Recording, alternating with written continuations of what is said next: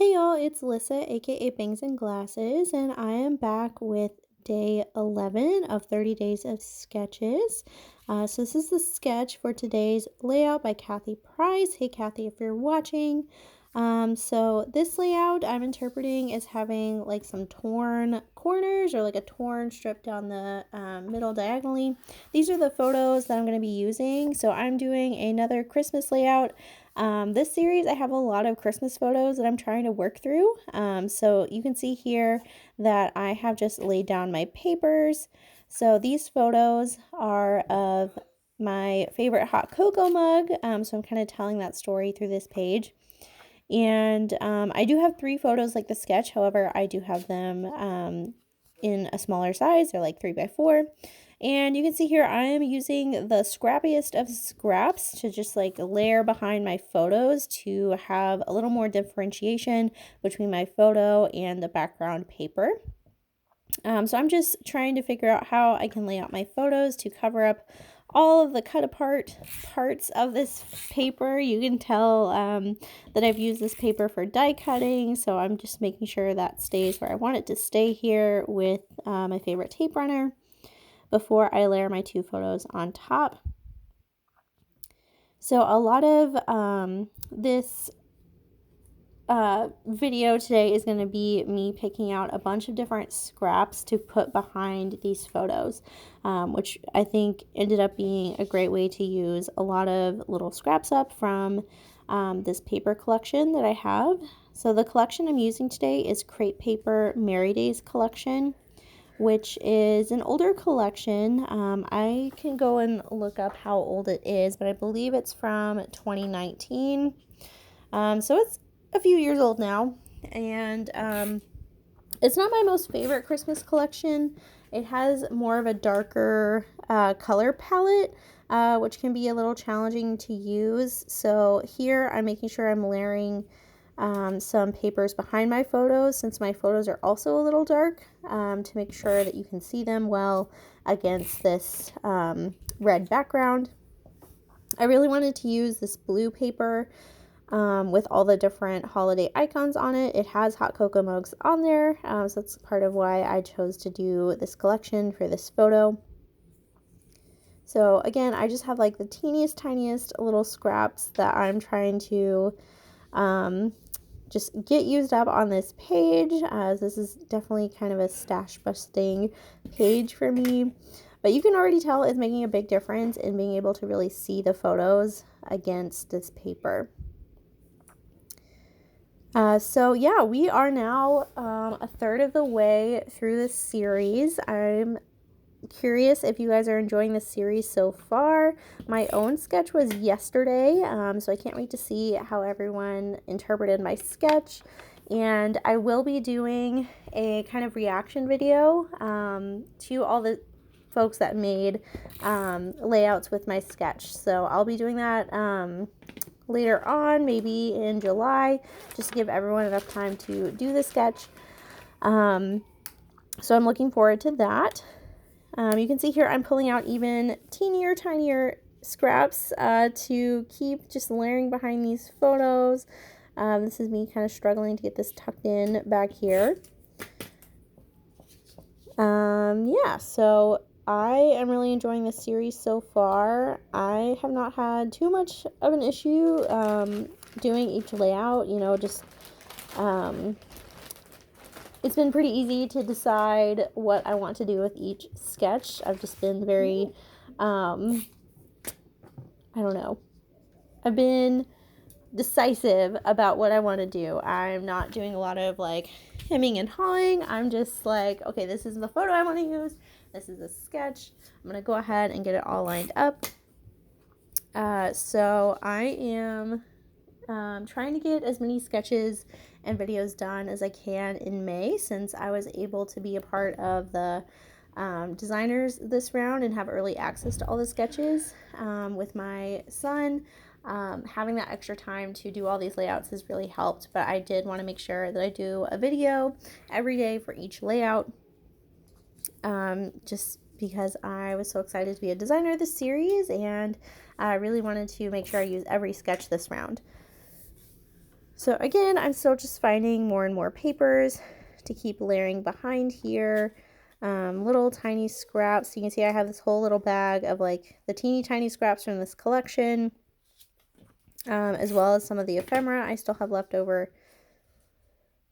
So I decided to put this white piece down here. I think adding in some more white or lighter colored papers really helps make this layout not so dark. I'm starting to find some ephemera pieces mixed in here, so I'm testing some of those out as well.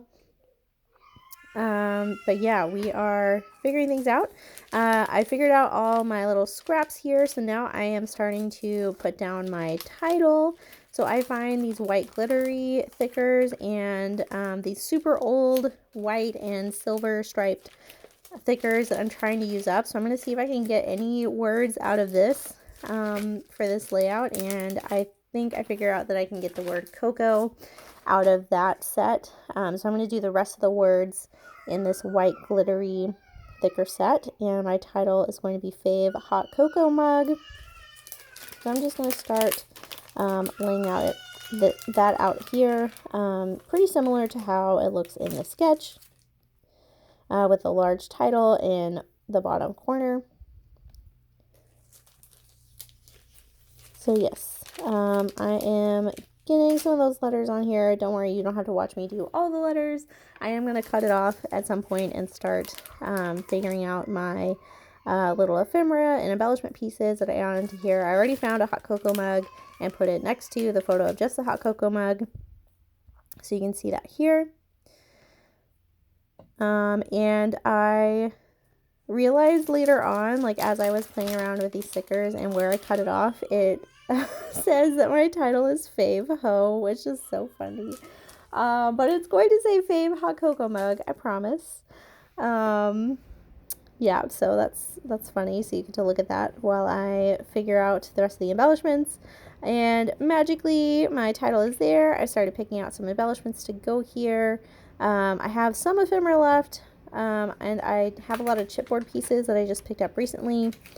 I pull out this chipboard frame piece, and I am going to do a shaker there, so you're going to see that magically appear here towards the end. But I'm just going through all of the little bits I have left of this collection to see what I would like to make work on this layout. And the story of this layout is that this is my favorite hot cocoa mug, and it was given to me as like a end of year gift from like my second grade teacher or something. I don't remember the context of why she gave us this mug or why I have this mug, but I remember that she gave me this mug for some reason, and I have had it ever since. It's been my like designated hot cocoa mug, and it was probably just a mug from like the dollar store or something that she happened to give all of her students that year.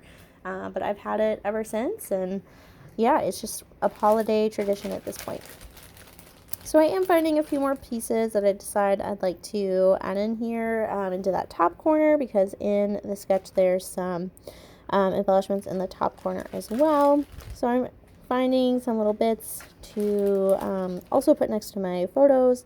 A lot of these are chipboard pieces because I do have a lot of chipboard that goes with this collection. So I am looking through all of that. And I did not get all this chipboard for 50 cents. That just is a leftover bag that I'm using to hold all these things. That would be nice if I could get chipboard for 50 cents, but nope, it is just a random bag. I find this piece that says, let's stay in, and I think that's great for these photos because I'm just, in my house drinking some hot cocoa. This was taken in December, so I can use a lot of Christmassy themed things here.